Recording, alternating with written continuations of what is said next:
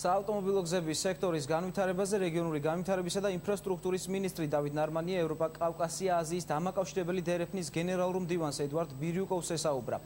ბირიუკოვის განცხადებით აღნიშნული სფეროს განვითარება სახელმწიფოთა შორის თანამშრომლობის გაძლიერების შესაძლებლობას იძლევა. სტუმარმა ტრასეკას ფუნქციებსა და მიზნებზე გაამახვილა ყურადღება. დავით ნარმანიამ გენერალურ მდივანს საქართველოს ცენტრალურ მაგისტრალებზე მიმდინარე სამუშაოები გააცნო.